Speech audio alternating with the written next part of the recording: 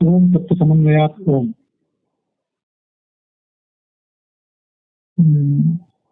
ತತ್ವ ಸಮನ್ವಯಾತ್ ಅಂತ ಏನು ವೇದವ್ಯಾಸ ದೇವರ ಸೂತ್ರ ಇದೆ, ಅದಕ್ಕೆ ಆಚಾರ್ಯರು ಅನುಭಾಷ್ಯದಲ್ಲಿ ಸಮನ್ವಯ ಅಂತ ಒಂದು ಶಬ್ದದಿಂದ ಸಂಗ್ರಹ ಮಾಡಿದ್ದಾರೆ ಅದರ ಅರ್ಥವನ್ನು.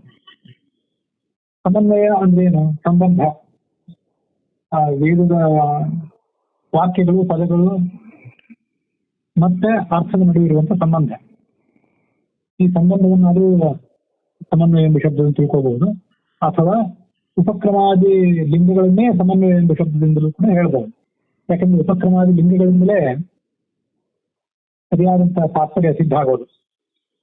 ಪಾಶುಪದಾದಿ ಶಾಸ್ತ್ರಗಳು ಉಪಕ್ರಮ, ಉಪಸಂಹಾರ ಇತ್ಯಾದಿಗಳಿಗೆ ಅನುಗುಣವಾಗಿ ವ್ಯಾಖ್ಯಾನ ಮಾಡಿಲ್ಲ. ಆದ್ರಿಂದ ಅದೆಲ್ಲ ನಮಗೆ ತಿರಸ್ಕಾರಕ್ಕೆ ಯೋಗ್ಯ. ಆಗಮನೇ ಈ ವಿಷ್ಣುವೇ ಎಲ್ಲ ಆಗಮಗಳಿಂದಲೂ ಕೂಡ, ವೇದಗಳಿಂದ, ಪುರಾಣ ಇತಿಹಾಸಾದಿಗಳಿಂದ ಸರ್ವಕರ್ತ ಎಂಬುದಾಗಿ ಪ್ರತಿಪಾದ್ಯನಾಗಿದ್ದಾನೆ.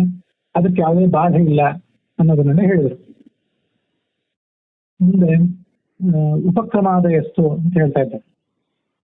ಉಪಕ್ರಮ, ಉಪಸಂಹಾರ, ಅಭ್ಯಾಸ, ಅಪೂರ್ವತ ಇತ್ಯಾದಿ ಲಿಂಗಗಳಿವೆ. ಅದೆಲ್ಲ ಹೇಗೆ ಭಗವಂತನನ್ನೇ ಆಗಮದ ತಾತ್ಪರ್ಯ ಅಂತ ಪ್ರತಿಪಾದನೆ ಮಾಡ್ತವೆ ಅನ್ನೋದನ್ನು ಮುಂದೆ ಹೇಳ್ತಾರೆ. ಈಗ ಸೂಕ್ಷ್ಮವಾಗಿ ಹೇಳಿದ್ದಾರಷ್ಟೇ, ಮುಂದೆ ಅದನ್ನೆಲ್ಲ ಹೇಳುವರಿದ್ದಾರೆ. ಪಂಚರಾತ್ರಾದಿ ಸ್ಮೃತಿಗಳೇನಿವೆ, ಪಂಚರಾತ್ರ, ಅದ್ರ ಮತ್ತೆ ಮಹಾಭಾರತ, ಹಾಗೆ ಮೂಲ ರಾಮಾಯಣ ಮತ್ತೆ ಭಾಗವತಾದಿ 18 ಪುರಾಣಗಳು, ಇವೆಲ್ಲ ವೇದಕ್ಕೆ ಉಪಕ್ರಮಾದಿ ಅನುಸಾರಿಣ್ಯ ಇವ. ವೇದದ ಉಪಕ್ರಮದಲ್ಲಿ, ಉಪಸಂಹಾರದಲ್ಲಿ ಏನು ವರ್ಣನೆ ಮಾಡಿದ್ದಾರೆ ಅದಕ್ಕನುಸಾರವಾಗಿ ಪಂಚರಾತ್ರಾದಿ ಸ್ಮೃತಿಗಳಿವೆ. ಆದ್ರಿಂದ ಅವೆಲ್ಲವೂ ಕೂಡ ಗ್ರಾಹ್ಯ ಅಂತ ಅರ್ಥ. ಒಂದು ವಾಕ್ಯದ ಅರ್ಥ ನೋಡಿ. ಉಪಕ್ರಮಾದ ಎಷ್ಟು, ಉಪಕ್ರಮ, ಉಪಸಂಹಾರ ಇತ್ಯಾದಿಗಳು ಅವು ವಿಷ್ಣುವೇವ ಆಗಮ ತಾತ್ಪರ್ಯ ಪ್ರಮಾಪಯಂತೆ. ಭಗವಂತನಾದ ವಿಷ್ಣುವನ್ನೇ ಆಗಮದ ತಾತ್ಪರ್ಯದ ಅರ್ಥ ಎಂಬುದಾಗಿ ಪ್ರತಿಪಾದನೆ ಮಾಡ್ತಾ ಇದೆ. ಪ್ರಮಾಪಯಂತೆ ಅಂದ್ರೆ ಪ್ರಮಾಣ ಪುರಸ್ಸರವಾಗಿ ಹೇಳ್ತಾ ಇದೆ. ಇತಿ ಏತತೆ, ಈ ವಿಷಯವು ಅಗ್ರೆ ಮುಂದೆ ವ್ಯಕ್ತಂ ಹೇಳಲ್ಪಟ್ಟಿದೆ. ಪಂಚರಾತ್ರಾದಿ ಸ್ಮೃತಯ, ಪಂಚರಾತ್ರ ಇತಿಹಾಸ, ಪುರಾಣ ಅಂತ ಎರಡನ್ನು ಇಟ್ಕೋಬೇಕು. ಅಲ್ಲಿ ಇತಿಹಾಸ ಎಂಬ ಶಬ್ದದಿಂದ ಪಂಚರಾತ್ರ ಮೂಲ ರಾಮಾಯಣ ಮತ್ತೆ ಮಹಾಭಾರತ, ಹಾಗೆ ಪುರಾಣ ಎಂಬ ಶಬ್ದದಿಂದ ಭಾಗವತಾದಿ 18 ಪುರಾಣಗಳು. ಸ್ಮೃತಯ ವೇದಸ್ಯ ಉಪಕ್ರಮಾದಿ ಅನುಸಾರಿಣ್ಯ, ವೇದದ ಉಪಕ್ರಮ, ಉಪಸಂಹಾರ ಇತ್ಯಾದಿಗಳನ್ನು ಅನುಸರಿಸಿಯೇ ಇವೆ ಅಂತನ್ನೋದು ಅನುಸರಿಸಿಯೇ ಇರುವುದರಿಂದ ಅವುಗಳಿಂದ ಭಗವಂತ ಹೀಗೆ ಪ್ರತಿಪಾದ್ಯನಾಗಿದ್ದಾನೆ ಅಂತ ಅರ್ಥ. ಇಲ್ಲಿ ಈ ಮೂಲದಲ್ಲಿ ಆಚಾರ್ಯರು ಉಪಕ್ರಮಾದಿ ಅಂತ ಹೇಳಲಿಲ್ಲ, ಉಪಕ್ರಮಾದೇಹ ಅಂತ ಹೇಳಲಿಲ್ಲ. ವಿಷ್ಣುದೇವ ಜಿಜ್ಞಾಸ್ಯ ಸರ್ವಕರ್ತ ಆಗಮೋದಿತ ಸಮನ್ವಯ ಆಗಮೋದಿತ ಆದ್ಮೇಲೆ ಉಪಕ್ರಮಾದೇಹ ಅಂತ ಹೇಳ್ಬಹುದಿತ್ತು ಅವರು. ಉಪಕ್ರಮಾದೇಹ ಅಂತಂದ್ರೆ ಈ ಉಪಕ್ರಮ, ಉಪಸಂಹಾರ ಇತ್ಯಾದಿಗಳು ವಿಷ್ಣು ಸರ್ವೋತ್ತಮತ್ವಕ್ಕೆ ಬೆಂಬಲ ಆಗಿವೆ, ಉಳಿದ ದೇವತೆಗಳ ಸರ್ವೋತ್ತಮತ್ವಕ್ಕೆ ಅವು ವಿರುದ್ಧವಾಗಿವೆ ಅಂತ ಉಪಕ್ರಮಾದೇಹೆ ಅಂತೂ ಪಂಚಮಿ ವಿಭಕ್ತಿ ಅಂತವಾದ ಶಬ್ದವನ್ನು ಪ್ರಯೋಗ ಮಾಡಬಹುದಿತ್ತು. ಆದ್ರೆ ಹಾಗೆ ಮಾಡಿಲ್ಲ ಅವರು. ಅದನ್ನು ಬಿಟ್ಟು ಸಮನ್ವಯಾತ್ ಎಂಬ ಶಬ್ದವನ್ನ ಪ್ರಯೋಗ ಮಾಡಿದ್ದಾರೆ. ಸಮನ್ವಯಾತ್ ಎಂಬುದಾಗಿ ಮೂಲ ಸೂತ್ರದಲ್ಲೇ ಹಾಗೆ ಇದೆ, ತತ್ವ ಸಮನ್ವಯಾತ್ ಅಂತ ಸೂತ್ರದಲ್ಲೇ ಇದೆ. ಆದ್ರಿಂದ ಸಮನ್ವಯಾತ್ ಎಂಬುದಾಗಿ ಸೂತ್ರದಲ್ಲಿ ಇರುವಂತಹ ಯೌಗಿಕ ಪದವನ್ನ, ಯೌಗಿಕ ಸೌತ್ರ ಪದಮೇವ ಅನ್ವಕಾರಿ. ಈ ಉಪಕ್ರಮ, ಉಪಸಂಹಾರ ಇತ್ಯಾದಿಗಳು ಅಂತ ಸ್ಪಷ್ಟವಾಗಿ ಹೇಳಿಬಿಟ್ಟಿದ್ರೆ ಉಪಕ್ರಮ, ಉಪಸಂಹಾರ, ಅಭ್ಯಾಸ, ಅಪೂರ್ವತ, ಬಲ ಇತ್ಯಾದಿಗಳನ್ನ ನಾವು ತಗೊಂಡ್ಬಿಡ್ಬೋದಿತ್ತು. ಆದ್ರೆ ಸಮನ್ವಯ ಎಂಬ ಶಬ್ದವನ್ನು ಅವರು ಪ್ರಯೋಗ ಮಾಡಿದಾಗ ಆ ಸಮನ್ವಯ ಎಂಬ ಶಬ್ದಕ್ಕೆ ಅರ್ಥ ಏನು? ಅದು ಯೌಗಿಕ. ಈ ಯೌಗಿಕ ಅಂದ್ರೆ ಏನು? ಸಮ್ ಅನ್ವಯ. ಈ ಯೋಗ ಅಂದ್ರೆ ಧಾತು ಮತ್ತು ಪ್ರತ್ಯಯಗಳ ನಡುವಿನ ಸಂಬಂಧದ ಮೂಲಕ ಲಭ್ಯವಾಗುವಂತಹ ಅರ್ಥ. ನಾವು ಸಮನ್ವಯ ಅನ್ನೋ ಶಬ್ದಕ್ಕೆ ಈ ಹಿಂದಿನ ಭಾಗದಲ್ಲಿ, ರಾಯರ ತತ್ವಮಂಜರಿಯ ಭಾಗದಲ್ಲಿ 18ನೇ ಭಾಗದಲ್ಲಿ ಸಮನ್ವಯ ಅಂದ್ರೆ ಏನು? ಸಮ್ಯಕ್ ಅನ್ನೀಯಂತೆ ಶಕ್ತಿ ತಾತ್ಪರ್ಯ ವಿಷಯೇಣ ಸಂಬದ್ಧಂತೆ ತಥಾ ಜ್ಞಾಪ್ಯಂತೆ ಇತಿ ಯಾವತ್ ಎಂಬುದಾಗಿ ಸಮನ್ವಯ ಎಂಬ ಶಬ್ದಕ್ಕೆ ವ್ಯಾಖ್ಯಾನ ಮಾಡಿ ತೋರಿಸಿದ್ದಾರೆ. ಅದೇ ಯೋಗ. ಆಮೇಲೆ ಸಂಬಂಧ ರೂಪೋವ ತತ್ಪರತ್ವ ಸ್ವರೂಪ ಸಂಬಂಧೋವ ಅಂತ ಈ 2 ತರ ವ್ಯಾಖ್ಯಾನ ಮಾಡಿದ್ದಾರೆ. ಸಂಚಾಸವ ಅನ್ವಯಕ್ಕೆ ಸಮನ್ವಯ ತಸ್ಮಾತ್ ಸಮನ್ವಯ ಅಂತ ವ್ಯಾಖ್ಯಾನ ಮಾಡಿ ತೋರಿಸಿದ್ದಾರೆ. ಹಾಗಾಗಿ ಆ ಸಮನ್ವಯ ಎಂಬ ಶಬ್ದ ಅದು ಯೌಗಿಕ. ಅದು ಯೌಗಿಕ ಸೂತ್ರ ಪದಮೇವ ಅನ್ವಕಾರಿ. ಧಾತು ಮತ್ತು ಪ್ರತ್ಯಯಗಳ ಬಲದಿಂದ ಅರ್ಥವನ್ನು ಕೊಡುವಂಥದ್ದಾದ್ರಿಂದ ಅದು ಯೌಗಿಕ. ಸ್ತೋತ್ರ ಸೂತ್ರದಲ್ಲಿ ಹೇಳಲ್ಪಟ್ಟಂತಹ ಪದ ಅದು. ಅದನ್ನೇ ಆಚಾರ್ಯರು ಅನುಸರಿಸಿದ್ದಾರೆ. ಆಚಾರ್ಯರಿಂದ ಆ ಪದವೇ ಅನುಸರಿಸಲ್ಪಟ್ಟಿದೆ ಅನ್ವಕಾರಿ ಅಂತ. ಇದನ್ನ ಯಾಕೆ ಮಾಡಿದ್ದಾರೆ ಅಂತಂದ್ರೆ ಉಪಕ್ರಮಾದೀನಾಮೇವ ತತ್ಪರತ್ವ ರೂಪ ಅನ್ವಯ ಪ್ರಮಾಪಕತ್ವ ಸೂಚನಾಯ. ಈ ಉಪಕ್ರಮ ಉಪಸಂಹಾರಾದಿಗಳು ಆ ವಿಷ್ಣು ಪರತ್ವ ರೂಪವಾದ ಅನ್ವಯಕ್ಕೆ ಅಂದ್ರೆ ಸಂಬಂಧಕ್ಕೆ ಸಾಧಕಗಳಾಗಿವೆ. ಎಲ್ಲಾ ವೇದಗಳು ಇತಿಹಾಸ ಪುರಾಣಗಳೆಲ್ಲವೂ ಕೂಡ ವಿಷ್ಣು ಪರತ್ವ ರೂಪವಾದಂತಹ ಅನ್ವಯವನ್ನ ಸಂಬಂಧವನ್ನ ಪಡೆದಿವೆ ಅನ್ನೋದನ್ನ ಸಾಧನೆ ಮಾಡುವಂತಹ ಯಾವುವು ಉಪಕ್ರಮ ಉಪಸಂಹಾರಾದಿಗಳು. ಇದನ್ನು ಸೂಚನೆ ಮಾಡಬೇಕಾಗಿದೆ. ಉಪಕ್ರಮಾದೀನಾಮೇವ ಪ್ರಮಾಪಕತ್ವ ಅಂದ್ರೆ ಪ್ರಮಾಣ ಪುರಸ್ಸರವಾಗಿ ಸೂಚನೆ ಮಾಡೋದು. ಏನೇನು ಪ್ರಮಾಣ ಪುರಸ್ಸರವಾಗಿ ಸೂಚನೆ ಮಾಡೋದು ಅಂದ್ರೆ ತತ್ಪರತ್ವ ರೂಪ ಅನ್ವಯ. ತತ್ವ ಅಂದ್ರೆ ವಿಷ್ಣು ಪರತ್ವ ರೂಪವಾದಂತಹ ಸಂಬಂಧ. ವಿಷ್ಣು ಪರತ್ವ ರೂಪವಾದಂತಹ ಸಂಬಂಧ ಎಲ್ಲಾ ಶಾಸ್ತ್ರಗಳಿಗೂ ಇದೆ ಅನ್ನುವುದನ್ನ ಪ್ರಮಾಣ ಪುರಸ್ಸರವಾಗಿ ತೋರಿಸಿಕೊಡುವಂತಹ ಯಾವುವು ಉಪಕ್ರಮಾದಿಗಳು. ಅದನ್ನು ಸೂಚನೆ ಮಾಡ್ಲಿಕ್ಕಾಗಿ ಸಮನ್ವಯಾತ್ ಅಂತ ಈ ಶಬ್ದ ಪ್ರಯೋಗ ಮಾಡಿದ್ದಾರೆ. ಉಪಕ್ರಮಾದೇಹ ಅಂತಿಷ್ಟೇ ಹೇಳಿದ್ರೆ ಉಪಕ್ರಮಾದಿಗಳು ನಮ್ಮ ಬೆಂಬಲಕ್ಕಿರುವುದರಿಂದ ಅಂತ ಆಗ್ತಿತ್ತು. ಆ ಅನ್ವಯವನ್ನು ಕೂಡ ತೋರಿಸಬೇಕಾಗಿದೆ. ವೇದಾದಿ ಶಾಸ್ತ್ರಗಳ ಶಬ್ದಗಳಿಗೂ ವಿಷ್ಣುವಿಗೂ ಇರುವಂತಹ ಅನ್ವಯ ಅಂದ್ರೆ ಸಂಬಂಧ ಏನು ಅಂತ ಅನ್ನೋದನ್ನ ತೋರಿಸಬೇಕಾಗಿದೆ. ಆದ್ರಿಂದ ಸೂತ್ರದಲ್ಲಿ ವೇದವ್ಯಾಸರು ಸಮನ್ವಯಾತ್ ಅನ್ನೋ ಶಬ್ದವನ್ನು ಪ್ರಯೋಗ ಮಾಡಿರೋದ್ರಿಂದ ಅದೇ ಶಬ್ದವನ್ನೇ ಅನುಕರಿಸಿ ಆಚಾರ್ಯರು ಅನುಭಾಷೆಯನ್ನು ಪ್ರಯೋಗ ಮಾಡಿದ್ದಾರೆ. ಈ ಸಮನ್ವಯಾತ್ ಅಂತ ಏಕವಚನ ಯಾಕೆ ಪ್ರಯೋಗ ಮಾಡಿದ್ರು ಸೂತ್ರಕಾರರಾಗಲಿ ಮತ್ತೆ ಅನುಭಾಷ್ಯಕಾರರಾಗಲಿ ಪ್ರಶ್ನೆ ಬರ್ತದೆ.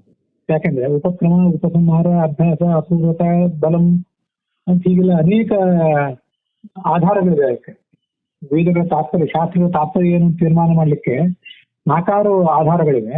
ನೀವು ಏಕವಚನ ಯಾಕೆ ಪ್ರಯೋಗ ಮಾಡಿದ್ದೀರಿ ಅಂತಂದ್ರೆ ಉಪಕ್ರಮಾದೇಹಿ ಬಹುತ್ವೇಪಿ ಅವು ಅನೇಕ ಇರಬಹುದು. ಆದ್ರೆ ವಿಷ್ಣು ಪರತ್ವೇ ಐಕಮತ್ಯ ಅವೆಲ್ಲ ಭಗವಂತನ ಸರ್ವೋತ್ತಮತ್ವವನ್ನು ಪ್ರತಿಪಾದನೆ ಮಾಡ್ಲಿಕ್ಕೆ ಒಟ್ಟಾಗಿ ಕೆಲಸ ಮಾಡ್ತವೆ ಅಂತ ಅನ್ನೋದನ್ನು ತೋರಿಸ್ಬೇಕಾಗಿದೆ. ವಿಷ್ಣು ಪರತ್ವೇ ಐಕಮತ್ಯ ಯುವತನಾಯ ಅದನ್ನು ತಿಳಿಸ್ಲಿಕ್ಕಾಗಿ ಏಕವಚನಂ ಹೀಗೆ ಏಕವಚನವನ್ನು ಪ್ರಯೋಗ ಮಾಡಿದ್ದಾರೆ. ಈ ಮುಂದೆ ಕೆಲವು ಕಡೆ ಉಪನಿಷತ್ತಿನಲ್ಲಿ ಪ್ರಾಣೋ ಬ್ರಹ್ಮ ಕಂ ಬ್ರಹ್ಮ ಖಂ ಬ್ರಹ್ಮ ಛಾಂದೋಗ್ಯ ಉಪನಿಷತ್ನಲ್ಲಿದೆ.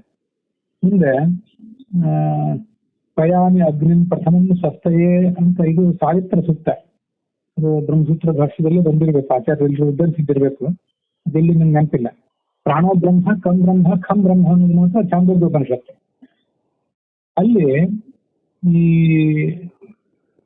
ಆ ವಾಕ್ಯಗಳನ್ನು ಗಮನಿಸಿದ್ರೆ ಏನ್ ಕಾಣಿಸ್ತದೆ? ವಿಷ್ಣು ಪರತ್ವ ಏನ್ ಕಾಣಿಸೋದಿಲ್ಲ. ನಮ್ಗೆಲ್ಲ ಈ ಪ್ರಶ್ನೆ ಬರ್ತದೆ. ಪ್ರಾಣೋ ಬ್ರಹ್ಮ ಕಂ ಬ್ರಹ್ಮ ಖಂ ಬ್ರಹ್ಮ ಪ್ರಾಣನೇ ಬ್ರಹ್ಮ ಅಂತ ಕಾಣಿಸ್ತಿದೆ ಇಲ್ಲ. ಆಮೇಲೆ ಪಯಾಮಿ ಅಗ್ನಿಂ ಪ್ರಥಮಂ ಸ್ವಸ್ಥಯೇ ನಮ್ಮ ಸುಖಕ್ಕಾಗಿ ನಮ್ಮ ಮೋಕ್ಷಕ್ಕಾಗಿ ಅಗ್ನಿಯನ್ನು ಮೊದಲು ಆಹ್ವಾನಿಸ್ತೇನೆ ಅಂತ ಅಲ್ಲಿದೆ. ಆಮೇಲೆ ಪ್ರಾಣೋ ಬ್ರಹ್ಮ ಕಂ ಬ್ರಹ್ಮ ಖಂ ಬ್ರಹ್ಮ ಅಂತಂದ್ರೆ ಅವನು ಸುಖ ಸ್ವರೂಪನಾಗಿದ್ದಾನೆ, ಜ್ಞಾನ ಸ್ವರೂಪನಾಗಿದ್ದಾನೆ, ಹೀಗೆಲ್ಲ ಅರ್ಥ. ಹೀಗೆ ಛಾಂದೋಗ್ಯ ಉಪನಿಷತ್ನಲ್ಲಿ ಆ ಪ್ರಾಣನನ್ನೇ ಬ್ರಹ್ಮ ಅಂತ ಹೇಳಿದ್ದಾರೆ. ಮುಂದೆ ಸಾವಿತ್ರ ಸೂಕ್ತದಲ್ಲಿ ಅಗ್ನಿಯನ್ನೇ ಬ್ರಹ್ಮ ಅಂತ ಹೇಳಿದ್ದಾರೆ. ಹೀಗೆ ಅಲ್ಲಿ ಉಪಕ್ರಮ ಅಂದ್ರೆ ಪ್ರಾರಂಭ ಅಂತ ಅರ್ಥ. ಏನ್ ಪ್ರಾರಂಭ ಮಾಡಿದ್ದಾರೆ, ಏನು ಎಂಡ್ ಮಾಡಿದ್ದಾರೆ ಅನ್ನೋದೆಲ್ಲ ಮುಖ್ಯ. ಯಾವುದೇನು ನಾವು ಮುಂದೆ ಮತ್ತಷ್ಟು ವಿವರವಾಗಿ ಅದನ್ನು ನೋಡ್ತೇವೆ. ಉಪಕ್ರಮ ಉಪಸಂಹಾರ ಇತ್ಯಾದಿಗಳನ್ನ ಯಾವುದೇ ಗ್ರಂಥದಲ್ಲಿ ಎಲ್ಲೋ ಒಂದ್ ಕಡೆ ಏನ್ ಹೇಳಿದ್ದಾರೆ ಅಂತ ಅನ್ನೋದನ್ನ ಗಮನಿಸಿ ಆ ಗ್ರಂಥದ ತಾತ್ಪರ್ಯ ಇದೆ ಅಂತ ನಾವು ಮತ್ತೊಂದ್ ಕಡೆ ಕೋಟ್ ಮಾಡ್ಲಿಕ್ಕೆ ಹೋಗಬಾರ್ದು. ಆರಂಭದಲ್ಲಿ ಏನಿದೆ ಅಂತ ಮುಖ್ಯ, ಕೊನೆಗೆ ಏನಿದೆ ಅಂತ ಮುಖ್ಯ, ಮಧ್ಯದಲ್ಲಿ ಏನಿದೆ ಅಂತ ಮುಖ್ಯ, ಅದರ ತಾತ್ಪರ್ಯ ಏನು ಅಂತ ಮುಖ್ಯ. ಅದಕ್ಕೆ ಉಪಕ್ರಮ ಅಂದ್ರೆ ಪ್ರಾರಂಭ, ಉಪಸಂಹಾರ ಅಂದ್ರೆ ಕೊನೆ. ಅದಕ್ಕಾಗಿ ಈ ವೇದ ಈ ಬ್ರಹ್ಮಸೂತ್ರ ಭಾಷೆದಲ್ಲೇ ಆಚಾರ್ಯ ಮುಂದೆ ಒಂದು ಮಾತು ಹೇಳ್ತಾರೆ. ಆದಾ ವೇದೇ ರಾಮಾಯಣೇ ಚೈವ ಪುರಾಣೇ ಭಾರತೇ ತಥಾ ಆದಾವಂತೆ ಚ ಮಧ್ಯೆ ಚ ವಿಷ್ಣು ಸರ್ವತ್ರ ಗೀಯತೆ ಅಂತ. ಇದು ಹರಿವಂಶದ ಮಾತು. ಆಚಾರ್ಯರು ಬ್ರಹ್ಮಸೂತ್ರ ಭಾಷೆಯಲ್ಲಿ ಉದ್ಧರಿಸಿದ್ದು. ವೇದದಲ್ಲಿ, ಮೂಲ ರಾಮಾಯಣದಲ್ಲಿ, ಪುರಾಣದಲ್ಲಿ ವೇದೇ ರಾಮಾಯಣೇ ಚೈವ ಪುರಾಣೆ ಭಾರತೆ ಮಹಾಭಾರತದಲ್ಲಿ ಆದವು ಮೊದಲು, ಅಂತೆ ಕೊನೆಗೆ, ಮಧ್ಯೆ ಮಧ್ಯದಲ್ಲೂ ಕೂಡ ವಿಷ್ಣು ಸರ್ವತ್ರ ಗೀಯತೆ. ಈಗ ಈ ಛಾಂದೋಗ್ಯ ಉಪನಿಷತ್ತಿನ ಮಾತು ಮತ್ತೆ ಈ ಸಾವಿತ್ರ ಸೂಕ್ತ ಅದನ್ನು ಗಮನಿಸಿದ್ರೆ ಪ್ರಾಣ ಮತ್ತು ಅಗ್ನಿಗಳನ್ನೇ ಅಲ್ಲಿ ಆರಂಭದಲ್ಲಿ ಪ್ರತಿಪಾದನೆ ಮಾಡ್ತಾ ಇರುವಂತೆ ಕಾಣಿಸ್ತದೆ. ಪ್ರಾಣೋ ಬ್ರಹ್ಮ ಕಂ ಬ್ರಹ್ಮ ವಯಾನಗ್ನಿ ಪ್ರಥಮ ಸತ್ಯ ಇತ್ಯಾದಿ ಬ್ರಹ್ಮವಿದ್ಯಾ ಸಾವಿತ್ರ ಸೂಕ್ತಯೋ. ಅಲ್ಲಿ ಬ್ರಹ್ಮಾವಿದ್ಯಾ ಅಂತಿದೆ, ಅದು ಬ್ರಹ್ಮಾವಿದ್ಯಾ ಅಲ್ಲ, ಬ್ರಹ್ಮವಿದ್ಯಾ ಅಂತ ಹ್ರಸ್ವ ಆಗಬೇಕು. ಬ್ರಹ್ಮವಿದ್ಯಾ ಅಂದ್ರೆ ಉಪನಿಷತ್ತು ಅಂತ ಇಷ್ಟೇ ಅರ್ಥ. ಇದು ಛಾಂದೋಗ್ಯ ಉಪನಿಷತ್ತು, ನೆನಪು ಮತ್ತೆ ಬೇರೆ ಕಡೆ ಬಂದಿದ್ದು ಇರ್ಬೋದು. ಬ್ರಹ್ಮವಿದ್ಯಾ ಸಾವಿತ್ರ ಸೂಕ್ತಯೋ ಪ್ರಾಣಾದ್ಯುಪಕ್ರಮಸ್ಯ ಉಪಕ್ರಾಂತ ಪ್ರಾಣಾದಿ ಪರತ್ವ ಪ್ರಮಾಪಕತ್ವೇನ ತಾತ್ಪರ್ಯ ವಿಚಾರೇತಿ. ಪ್ರಾಣ ಮತ್ತು ಅಗ್ನಿ ಅವರನ್ನೇ ಅಲ್ಲಿ ಪ್ರಾರಂಭ ಮಾಡಿದ್ದಾರೆ. ಉಪಕ್ರಮಸ್ಯ ಉಪಕ್ರಾಂತ ಪ್ರಾಣಾದಿ ಪರತ್ವ ಪ್ರಮಾಪಕತ್ವೇನ. ಉಪಕ್ರಾಂತ ಅಂದ್ರೆ ಪ್ರಾರಂಭಿಸಲ್ಪಟ್ಟದ್ದು, ಉಪಕ್ರಮ ಅಂದ್ರೆ ಪ್ರಾರಂಭ ಅಂತ ಅರ್ಥ. ಪ್ರಾಣಾದಿ ಪರತ್ವ ಪ್ರಮಾಪಕತ್ವೇನ, ಅದು ಪ್ರಾಣನನ್ನು ಮತ್ತು ಅಗ್ನಿಯನ್ನು ಪ್ರಮಾಣ ಪುರಸ್ಸರವಾಗಿ ಹೇಳ್ತದೆ ಅಂತ ನಮಗೆ ಅನಿಸ್ತದೆ. ತಾತ್ಪರ್ಯ ವಿಚಾರೇತಿ. ಅದರಿಂದ ವಿಷ್ಣು ಸರ್ವೋತ್ತಮತ್ವದಲ್ಲೇ ತಾತ್ಪರ್ಯ ಅಂತ ನೀವೇನು ಹೇಳ್ತಾ ಇದ್ದೀರಿ, ಅದಕ್ಕೆ ಇಲ್ಲಿ ವಿಚಾರ ಅಂದ್ರೆ ಭಂಗ, ವಿರೋಧ ಬಂತಲ್ವಾ ಅಂತ ಒಂದು ಪ್ರಶ್ನೆ ಬರಬಹುದು. ಅದಕ್ಕೆ ಉತ್ತರ ಏನು ಅಂದ್ರೆ, ಪ್ರಬಲ ಲಿಂಗಾದಿನ ಅಬಾಧಿತತ್ವ ರೂಪ ಪರೀಕ್ಷಿತತ್ವ ವಿಷಿಕ್ತಸ್ಯ ನ ವಿಚಾರ. ಆದ್ರೆ ಪ್ರಾಣ ಎಂಬ ಶಬ್ದದಿಂದ, ಅಗ್ನಿ ಎಂಬ ಶಬ್ದದಿಂದ ನೇರವಾಗಿ ಪ್ರಾಣ ಮತ್ತು ಅಗ್ನಿಯನ್ನೇ ನೀವು ಇಟ್ಕೊಂಡ್ ಬಿಡಬಾರ್ದು. ಹಾಗೆ ಹೇಳಲಿಕ್ಕೆ ಅಲ್ಲಿ ಬೇರೆ ವಿರೋಧಗಳು ಬರ್ತವೆ. ಅದೇನು ಲಿಂಗ, ಆ ಶಬ್ದ ಯಾಕೆ ಪ್ರಾಣನ ಹೇಳ್ಬಾರ್ದು, ಅಗ್ನಿಯನ್ನು ಹೇಳ್ಬಾರ್ದು, ವಿಷ್ಣುವನ್ನೇ ಹೇಳ್ಬೇಕು ಅನ್ನೋದನ್ನು ನಾವು ಮುಂದೆ ಸಮರ್ಥನೆ ಮಾಡ್ತೇವೆ. ಪ್ರಬಲವಾದ ಲಿಂಗಗಳು ಅಂದ್ರೆ ಕಾರಣಗಳು, ಪ್ರಬಲ ಲಿಂಗ ಅಂದ್ರೆ ಅನುಮಾನ ಇತ್ಯಾದಿಗಳು. ಆ ಮೂಲಕ ಅಬಾಧಿತತ್ವ ರೂಪ ಪರೀಕ್ಷಿತತ್ವ ವಿಶಿಷ್ಟಸ್ಯ, ಪರೀಕ್ಷೆ ಮಾಡ್ಬೇಕಲ್ಲಿ ಆ ಶಬ್ದ ಏನನ್ನು ಹೇಳ್ತದೆ ಅಂತ ಅನ್ನೋದನ್ನ. ಆ ಪರೀಕ್ಷೆಗೆ ಯಾವುದೇ ಬಾಧೆ ಇರಬಾರದು. ಬಾಧ ಅಂದ್ರೆ ಆ ಪರೀಕ್ಷೆಗೆ ವಿರುದ್ಧವಾಗಿ ಮತ್ತೊಂದೇನು ನಾವು ತೋರಿಸುವ ಪ್ರಮಾಣಗಳಿಗೆ ವಿರುದ್ಧವಾಗಿ ಬಾಧಕವಾಗಿ ಮತ್ತೊಂದು ಪ್ರಮಾಣ ಇರುವುದನ್ನು ತಿದ್ದುಬಿಟ್ರೆ ನಾವು ಮಾಡಿದ ಪರೀಕ್ಷಾ ವಿಫಲ ಆಗ್ತದೆ. ಆದ್ರಿಂದ ಬಾಧಿತವಲ್ಲದ, ವಿರೋಧವಿಲ್ಲದ ಪರೀಕ್ಷೆಯನ್ನೇ ನಾವು ಮಾಡಿದ್ದೇವೆ. ಅಂತಹ ಪರೀಕ್ಷೆಯಿಂದ ಕೂಡಿದ ಸಂಬಂಧವನ್ನ ನಾವು ತೋರಿಸ್ತೇವೆ. ನೀವು ಅಂತಹ ಅಪರೀಕ್ಷಿತವಾದ ಸಂಬಂಧವನ್ನ, ಸ್ಥೂಲ ನೋಟದ ಪರೀಕ್ಷೆಯನ್ನು ನೀವು ಮಾಡ್ತಾ ಇದ್ದೀರಿ, ಆಳವಾದ ಪರೀಕ್ಷೆಯನ್ನು ನಾವು ಮಾಡ್ತಾ ಇದ್ದೇವೆ. ಆದ್ರಿಂದ ನಾವು ಹೇಳುವ ಸಂಬಂಧಕ್ಕೆ ವ್ಯಭಿಚಾರ ಇಲ್ಲ, ನ ವ್ಯಭಿಚಾರ, ಆದ್ದರಿಂದ ಯಾವುದೇ ವ್ಯಭಿಚಾರ ಇಲ್ಲ. ಇತಿ ವಕ್ತುಂ, ಹೀಗೆ ತೋರಿಸಲಿಕ್ಕಾಗಿ ಸಮ್ ಅನ್ವಯ ಅತಿಥಿ ಅನ್ವಯ ವಿಶೇಷಣ. ಸಮ್ ಎಂಬುದಾಗಿ ಅನ್ವಯಕ್ಕೆ ವಿಶೇಷಣ ಕೊಟ್ಟಿದ್ದಾರೆ.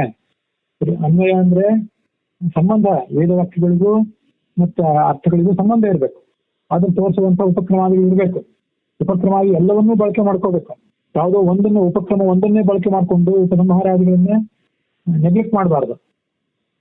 ಇದನ್ನೆಲ್ಲ ತೋರಿಸಲಿಕ್ಕಾಗಿ ಸಮ್ ಚೆನ್ನಾಗಿ ಆಳವಾದ ಪರೀಕ್ಷೆಯ ಮೂಲಕ ಉಪಕ್ರಮ ಉಪಸಂಹಾರಾದಿಗಳನ್ನ ಬಳಕೆ ಮಾಡ್ಕೋಬೇಕು ಅಂತ ಅರ್ಥ ಗೊತ್ತಾಗ್ತದೆ.